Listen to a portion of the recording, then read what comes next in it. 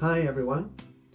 Um, I was just thinking recently about all the empty shelves that we have in the supermarkets and the fact that it's difficult to get certain things, um, perhaps something that we've not experienced for a long time.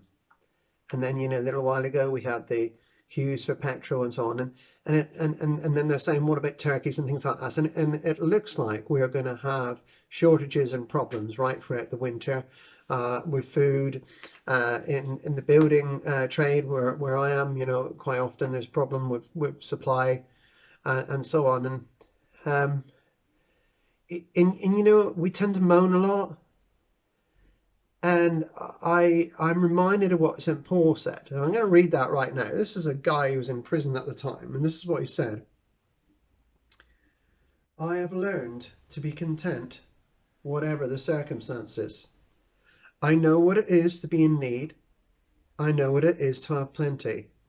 I've learned the secret of being content in any and every situation, whether well fed or hungry, whether living in plenty or in want. Then he goes on to say this, and I can do all this through him who gives me strength.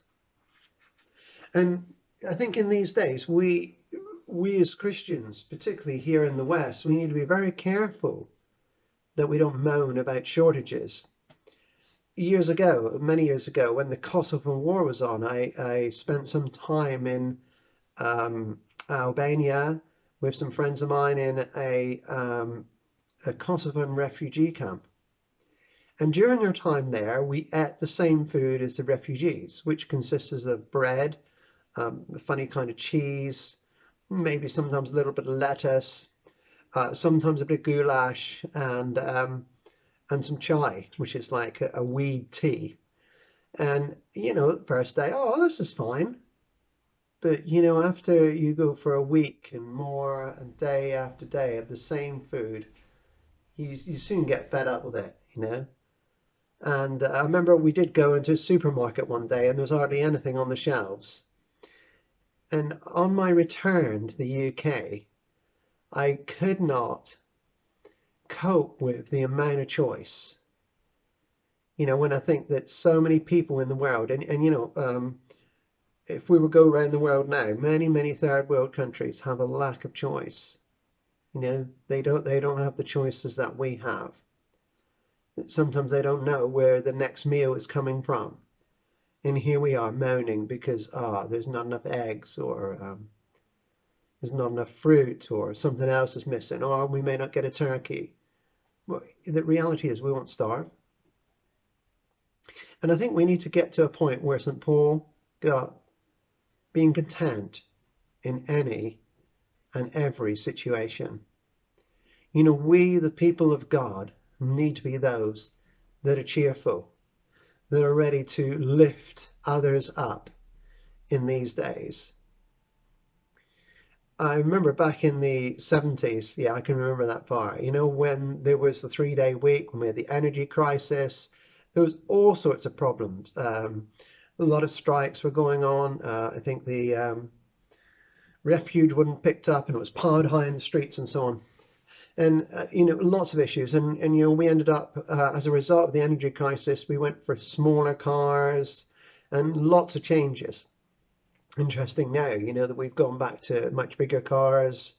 And in fact, even with the problems with petrol recently, I haven't really seen any decrease in the number of vehicles on the road, even though the prices have gone way up. It seems that we are affluent, but yet we moan.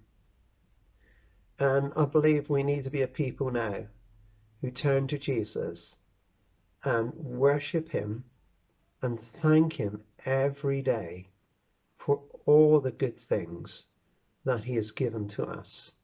Thank him for our salvation. Thank him for eternal life. Thank him for giving us a chance when no one else would. Thank him for creation. We've also, at this particular time, there's a lot of talk about the climate and what we can do. And you know, folks, every one of us can do a little bit more to help the climate. You know, maybe we can walk a little bit more. Maybe we need to be careful what things we're eating and so on.